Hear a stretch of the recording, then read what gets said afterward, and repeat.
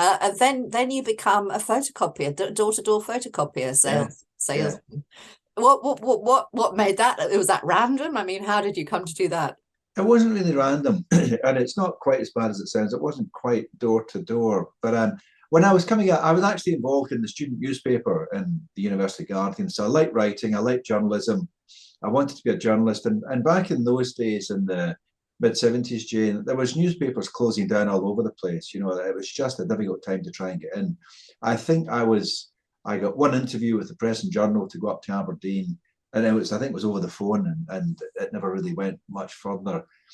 And so then I thought, well, what do I do? And again, I remember the array of glittering choices in front of me were to become a teacher. My father was a teacher, many of my brothers and sisters were, or I could become a tax inspector. And I just thought, imagine turning up at a party and telling people you're a tax inspector. You'd be banished to the kitchen. So I thought maybe not that. And then I looked at some industrial trainee jobs with Procter and Gamble or Colgate, some of the FMCG companies. And then I saw an advert for Xerox for photocopiers, and they were paying 50% more than a standard graduate salary. They offered you a car, they offered you training. I'd never sold anything in my life, but I thought it's worth giving it a try. And I did very well at the interviews. I enjoyed the training very much, and I enjoyed having a car. And although it wasn't quite door to door, you were selling photocopiers to businesses. So you had to literally phone up companies and try to get an appointment and then turn up with a photocopy on the back of an estate car and do a demonstration. And these things were, in those days, you know, they were kind of 10, 30, 50,000 pound devices. So they're probably the equivalent of selling something that's maybe £100,000 today. So it was quite a technical sell. And this was, in fact, my first exposure to real technology. It's quite exciting. Even in those days, the thought of being able to take effectively a print or a photocopy of a document or something was unbelievable.